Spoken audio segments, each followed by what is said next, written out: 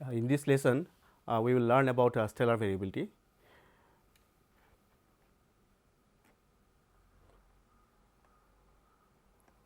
So, a brief outline of my talk is first of all, I will be talking about variable stars and what are variable stars, light curve of a variable stars, importance of variable stars in modern astronomy, and then after that I will go into the classification of variable stars. I will describe the broad classification of these variables into two classes, mainly the intrinsic variables and extrinsic variables.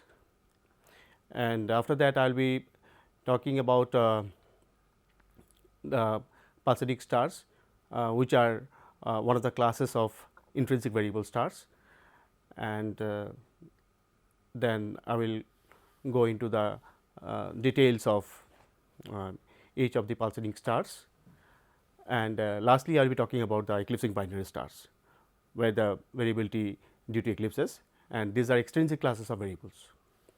So, first of all, let us learn what are variable stars. Variable stars are stars which change brightness over time periods ranging from a few seconds to several tens of days or even years. A plot of brightness variation expressed in magnitude with time is called the light curve of a variable stars.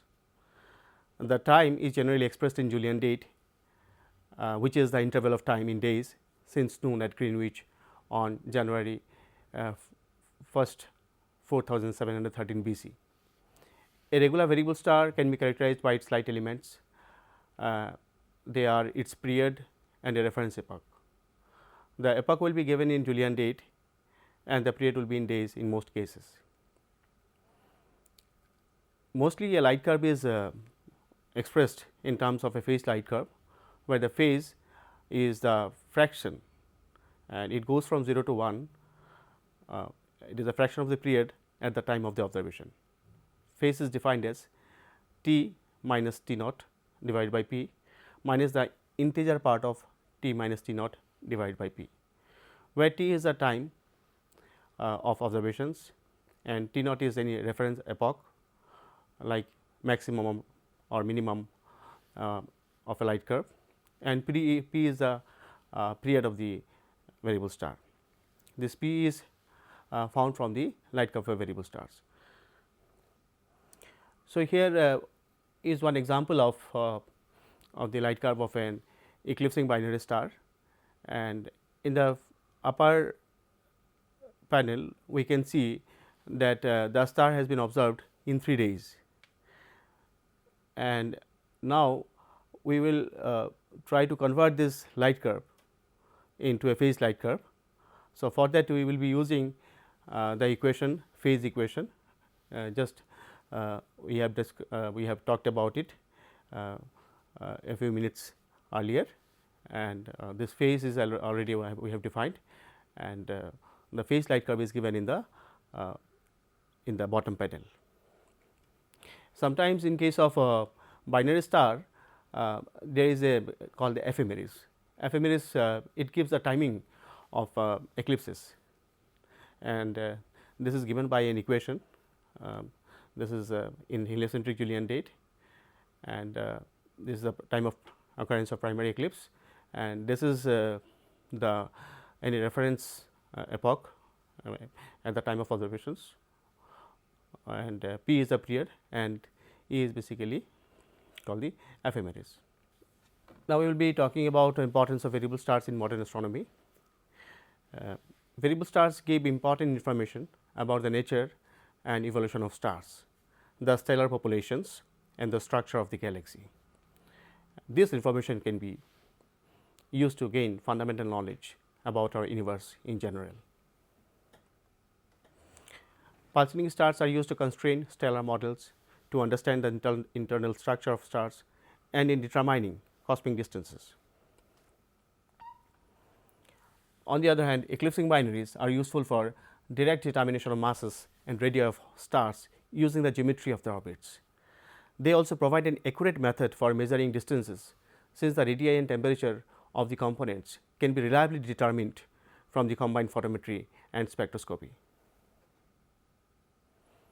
Now, let us talk about the classification of variable stars. Variable stars are mainly classified according to the cause of their light variations. And they are classified into two main classes: intrinsic variables and extrinsic variables. In case of intrinsic variable, the variability is caused due to the changes in the physical properties of the stars themselves. This category can be further subdivided into three subgroups: pulsating variables, eruptive variables, cataclysmic or explosive variables. In pulsating variables, the star's radius alternately expands and contracts due to their natural evolutionary aging process. Most of the pulsating stars occupy a narrow strip in the Hertzsprung-Russell diagram, which is in short called HR diagram, running from upper right side of the diagram to the lower left at approximately constant temperature, called the Cepheid instability strip. Eruptive variables are those stars which experience eruptions on their surfaces like flares or mass ejections. And cataclysmic variables or explosive variables are the ones which undergo a cataclysmic change in their properties like nova and supernova. So, this diagram shows the instability strip in the HR diagram, where the pulsating stars, when they come inside this strip, they pulsate. The main stability regions are the Cepheid instability strip. This is the Cepheid instability strip, including its intersections with the main sequence. This is the intersections with the main sequence. This is the main sequence line, 0 age main sequence line. This region is called as delta Scuti instability strip. The region of coolest mirage, coolest mirage, and the region of beta Cephei and slowly pulsating B stars. There are also instability regions shown at the dotted line at the bottom of the diagram, which include the nuclei of planetary nebula and the DOB, DBV and DAV pulsating stars. Now, one of the important diagrams in astronomy is the Hertzsprung-Russell diagram, and in short it is called HR diagram. And as we have seen that that pulsating stars, when they are in the different evolutionary stages in the HR diagram, they are likely to pulsate. There are instability regions, and when the star enter into the instability region and leave the region, so while they are in the region, they pulsate. One of the important quantities in the astrophysical quantities are the stellar luminosity and the surface temperature. Hertzsprung-Russell diagram is a plot of stellar luminosities or absolute magnitude versus spectral versus surface temperature or spectral type. Now, here is a in the left panel HR diagram for all stars visible to the naked eye down to an apparent magnitude of 5 plus all stars within 25 parsec. Right panel shows a HR diagram of a globular cluster M55. Now, this shows the evolutionary tracks of the main sequence stars, and this shows we can see the different regions in the HR diagram. This is as you can see that when the star basically burn helium in their core to produce carbon and oxygen, this is called the horizontal branch stars. And in the main sequence, a star burns hydrogen to produce helium, and so similarly different tracks of nuclear burning are shown in the figure. In the main sequence, a star mainly burns hydrogen in the core.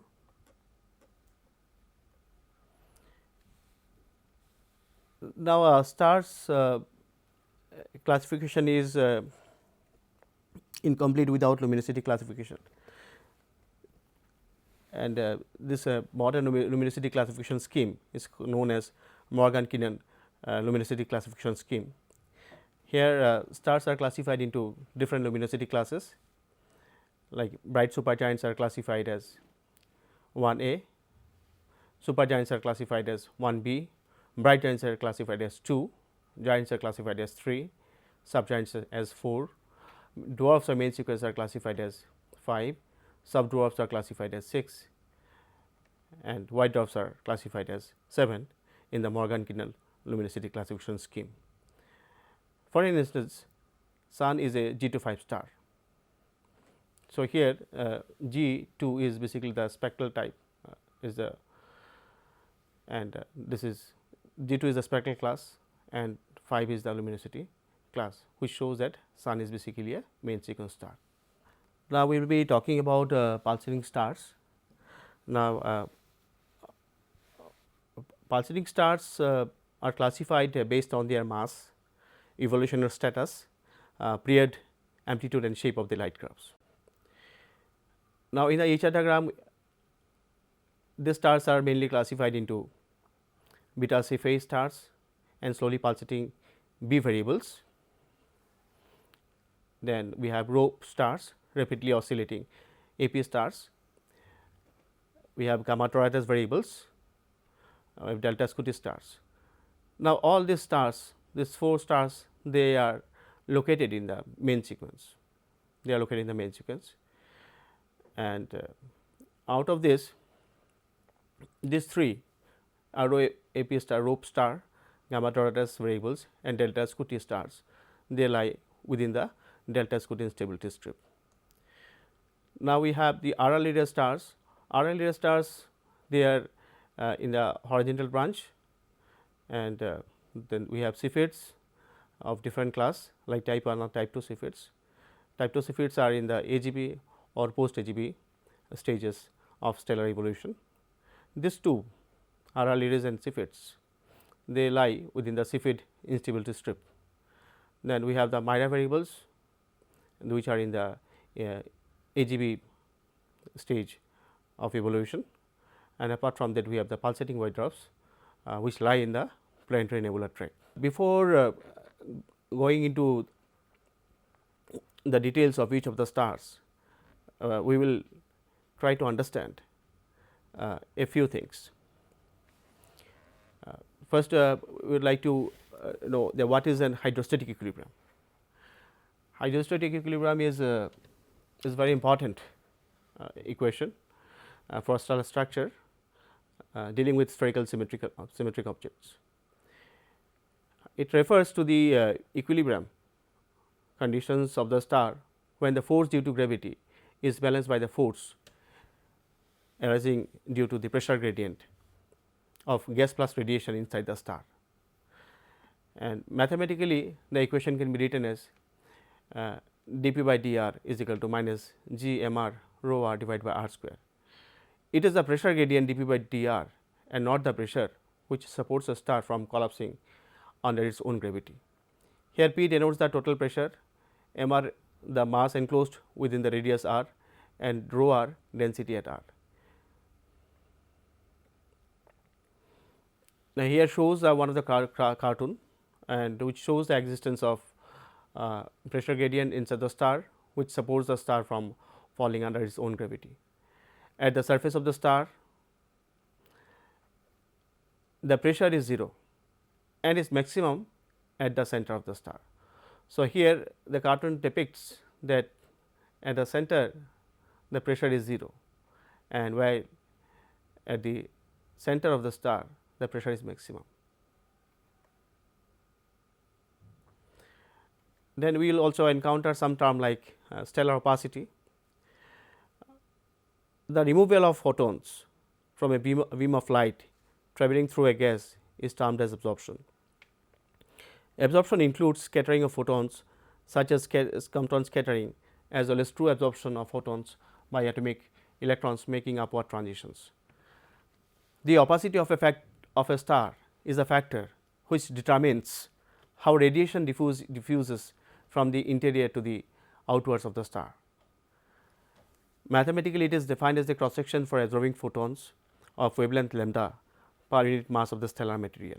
It has the units of meter square per kilogram. In general, the opacity of a gas is a function of its composition, density, temperature and is wavelength dependent.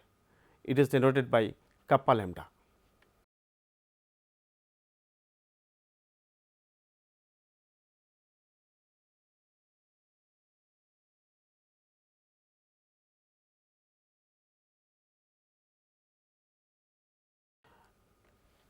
Now, we will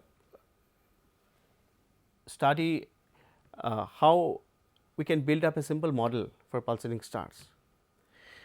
So, the simple model of pulsating star was given by Sir Arthur Stanley Eddington, who proposed that the radial oscillation of a pulsating star may be the result of sound waves propagating in the stellar interior.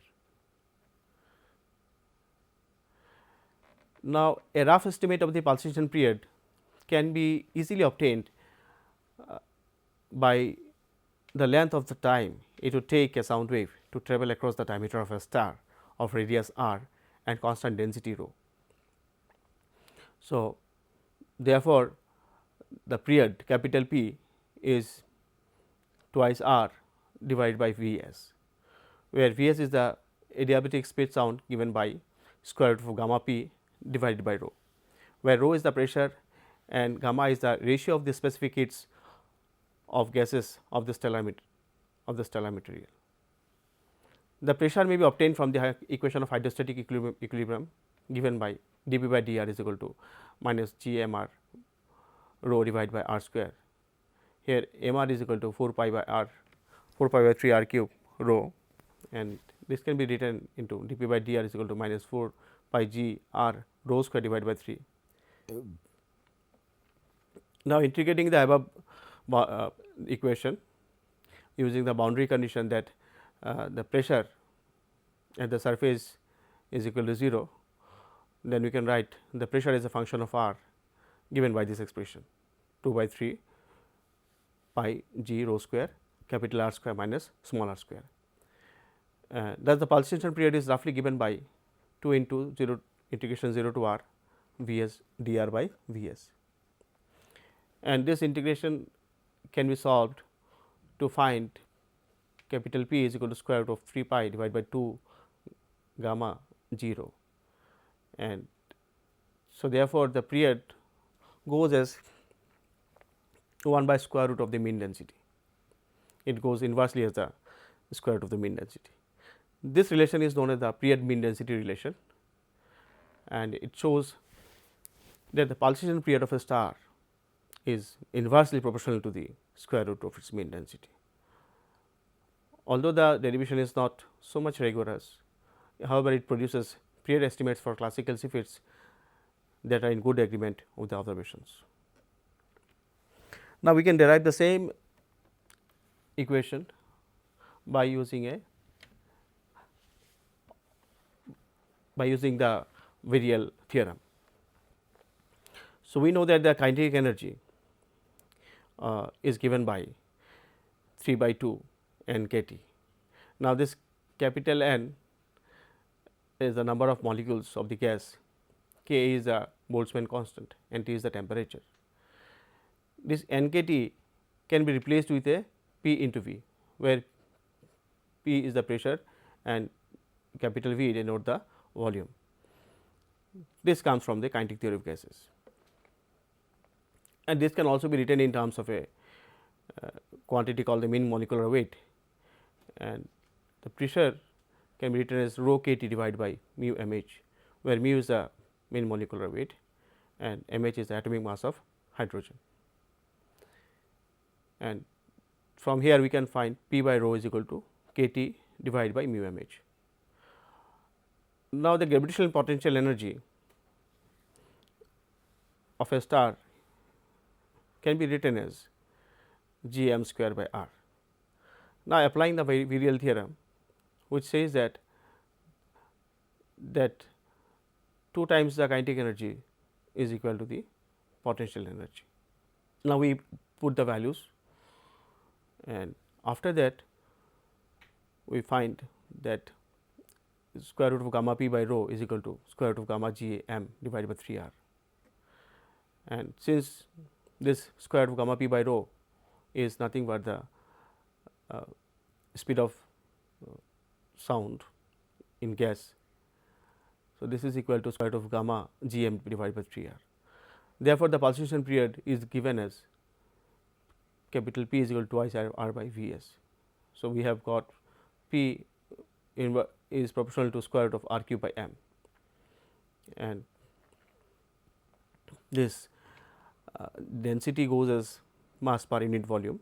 So, therefore, we can write down P as 1 by proportional to 1 by square root of rho. Now, this is the mean density relationship, and we can see that both of them are same when we are approximating that by using the Eddington approximation. Now, the next question is important. The next question Eddington take up is that why do stars pulsate? And Eddington used the mean density relationship, and he found an answer that why do some stars pulsate. So, now we start with the period mean density relationship, and period mean density relationship P goes as 1 by square root of rho. Now, from here we can see that when the density increases, pressure decreases, and that is why if we go into the look into the Hertzsprung-Russell diagram, and if we move from move in the instability strip from the very tenuous supergiants to the very dense white dwarf, the period, the pulsation period decreases, because in the case of supergiant the density is very low, whereas in the case of the white dwarf the density is very high. Now, let us consider that suppose a layer in the outer part of the star contracts for some reason due to some momentary loss of hydrostatic equilibrium. Now, we know that the gases inside the layer, they will be heated up, and once they become heated up, then we know that they become much more opaque to radiation. They become much more radiation. Radiation diffuses more slowly through the layer because of its increased opacity, and heat builds up beneath it. Pressure rises below the layer and eventually starts to push the layer out. The layer expands, cools, and becomes more transparent to radiation. Energy can now escape below the layer, and the pressure beneath the layer drops. The layer falls inwards and the cycle repeats. Now, very importantly, that in order to have this, we need a mechanism by which the pressure opacity increases as temperature increases. But Kramer's law of opacity, it says that kappa, or the opacity, goes as rho by T to the power 3.5, and therefore, when the envelope is compressed, then the opacity decreases on compression. There are certain zones within the star which are known as the hydrogen and helium partial ionization zones, and in those zones the temperature does not increase much on compression, since the energy of compression goes into fully ionizing hydrogen and helium, and hence the density increases. So, there is very little change in temperature, but the density increases, and that increases the opacity. Similarly, during expansion, temperature does not decrease so much, as the ions release energy when they combine with the electrons, and the density decrease, and so does the opacity. This is known as the kappa mechanism. Now, there exists a temperature gradient between the partial ionization zone and the surrounding layers. The surrounding layers are at a higher temperature as compared to the partial ionization zone, and because of the temperature gradient, the more heat flow diffuses into the uh, ionization zone, and which causes more ionization. This is called the gamma mechanism, and it reinforces the kappa mechanism. Now, here is one these are the sequences of steps in which this kappa mechanism works. Eddington bulb mechanism, Eddington analogy was that the stellar envelope acts like a heat engine with the radiation taking part of the stream, the expanding and the contracting layer acting as piston, and the opacity of the layer acting as the bulb mechanism. Now, here shows some of the step. Let us say a layer of stellar material loses support against the star gravity and falls inward. So, this is the layer, and this layer of the star, it falls inward due to some momentary loss of hydrostatic equilibrium, and this inward motion tends to compress the layer, which heats up and becomes more opaque to radiation, and the layer is compressed, the gas within the layer is heated up, and it becomes more opaque to radiation. Now, the radiation diffuses more slowly through the layer as a consequence of increased opacity, heat builds up beneath it. So, because of the increased opacity in these layers, the radiation is trapped inside and pressure within the layer increases. So, at one point of time, the pressure rises in such a way that it pushes the layer outwards. So, as the layer is pushed outward, its layer expands, cools, and becomes more transparent to radiation. It becomes more transparent to radiation. Energy can now escape from below the layer, and the pressure beneath the layer drops. So, the energy, because of the decreased opacity when the layer is pushed up, now this energy can flow outside, and as a result of that, the pressure within the layer decreases, and again the star falls inwards, and the cycle repeats. Now, very importantly, that location of partial ionization zones. This location of partial ionization zones, are also known as Zhivakin zones in the name of Russian scientist S. Zhivakin. He said that within the star there are some partial ionization zones, and this the location of the zones determine the pulsation properties. For stars hotter than 7500 degree Kelvin, the partial ionization zones are located too close to the surface.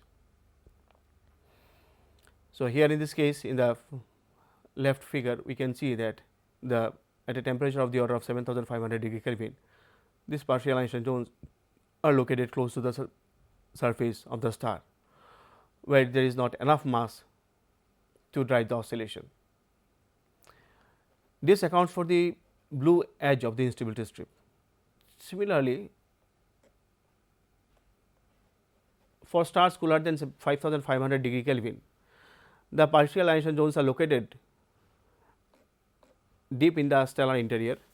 At low temperatures, energy transport via convection becomes much more effective in the stellar interior, preventing the buildup of heat beneath the driving pulsation layer.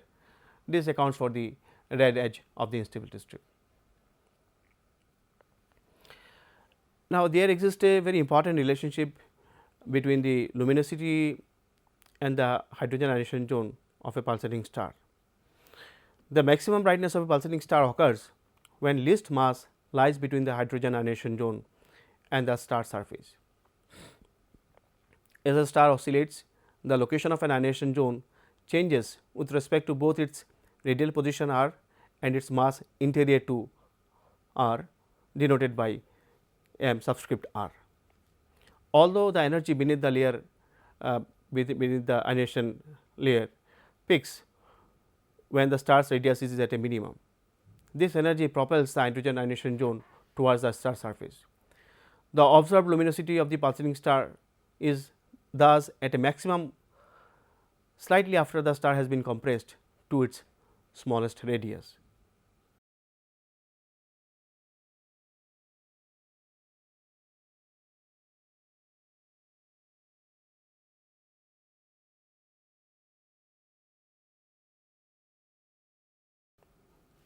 Now, we will discuss about radial pulsation in case of a radially pulsating star. In radial pulsations, the star remains spherical and simply changes its volume radially in and out. A star is analogous to an open organ pipe that is open at one end. A node exists at the center of the star and an antinode at the surface. For the fundamental mode, the gases move in the same direction at every point in the star. For the first overtone mode, there is a single node between the center and the surface, with the gases moving in opposite directions on either side of the node. Similarly, for the second overtone mode, there are two nodes between the center and the surface, with the gases moving in the opposite directions on either side of each node. Vast majority of the RLE rays, classical Cepheids and Mira variables pulsate in the fundamental or first overtone modes. Some of the RLE rays are found to oscillate in both the two modes simultaneously. Here is a schematic illustration of the node lines in the stellar interior for a radial pulsation with n is equal to 2. So, n is equal to 2, it says that there are two nodes in between the center and the surface of the star. In non-radial pulsation, the motion is not along the radii, and some parts of the stellar surface move inwards while some move outwards, or the star changes shape while keeping its volume essentially constant. Non-radial modes are characterized by the number of surface nodes, which are lines of movement as in any vibrating system. The degree L indicates the total number of nodes on the surface, and m the number of running through the pole. This is an illustration of pulsation pattern for an oscillation with L is equal to 3. The yellow colored surfaces move outward, while the blue colored ones move inward. Also, the movement of the node line is illustrated. Here is an animation of non-radial pulsations, where the different parts of the star move in and out in different directions.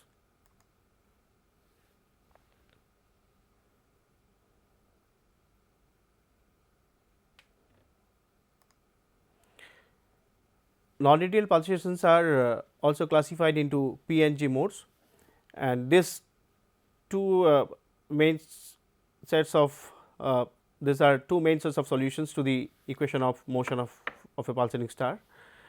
And for P modes, the pressure is the primary restoring force perturbed from the equilibrium. These P modes are acoustic waves and have gases which are moving in vertical directions. For the G modes or gravity modes, buoyancy is the restoring force and the gas motions are primarily horizontal. Radial modes can be viewed as a special case of non-radial P modes with L is equal to 0. Pulsation periods with periods longer than that of the radial fundamental mode are usually G modes, whereas P modes have periods equal or shorter than that. The P modes mainly attain a large amplitude in the outer layers of the star, while G modes have a large amplitude in the deep layers of the star. Corresponding periods of G modes are one order of magnitude longer than those of P modes. For massive main sequence stars, P modes have periods of the order of hours, while the periods of G modes are of the order of days. Now, we will discuss about the pulsating star, beta Cephei and slowly pulsating B variables. Variability is common among B stars. The beta Cephei stars and the slowly pulsating B stars are two of them and are found in the upper part of the main sequence. Beta Cephei stars are low order P or G mode pulsators. Their pulsation periods are of the range of 2 to 12 hours. They belong to early B type stars, and their spectral type is from B1 to B3.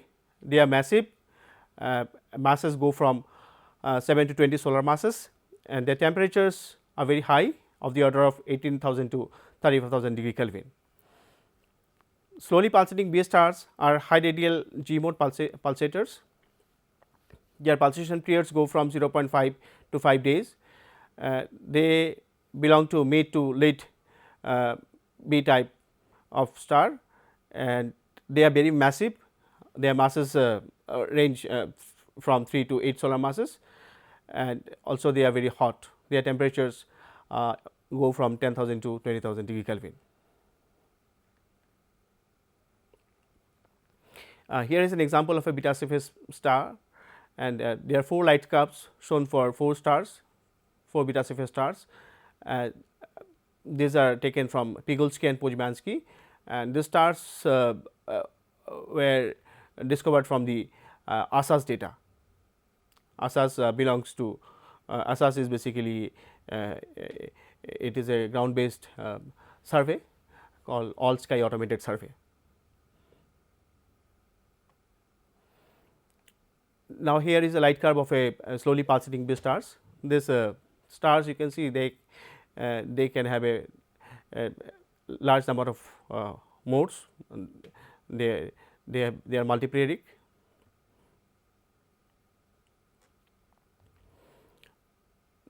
Now, we have the pulsating stars like rapidly oscillating AP stars.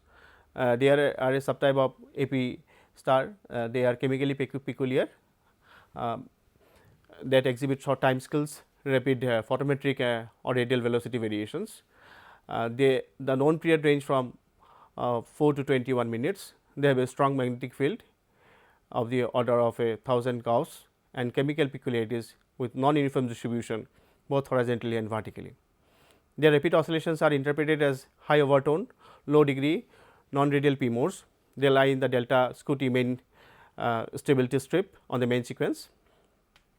The driving mechanism of their oscillation modes is still a matter of debate, but the most probable explanation seems to be the kappa mechanism acting in the neutral ionization zone of hydrogen. The first rope star HD 101065 was discovered by Donald Kurtz using the 20-inch telescope at the South African Astronomical Observatory. An amplitude variation of 10 to 20 millimag in the light curve of the star with a period of 12.15 millimag was observed for the star. Gamma Doradus variables are pulsating stars which are bright and early F type dwarfs. Masses range from 1.5 to 1.7 solar masses. These stars have typical periods between 1 and 5 periods ranging from 0.4 to 3 days with the photometric amplitudes up to 0.1 mag in Johnson V band. The mechanism for this observed variation is high order, low degree, non-radial gravity mode pulsation. Here shows the light curves of Gamma Doradus stars, which are asymmetric light curves, and there are five stars which are taken from the Kepler data.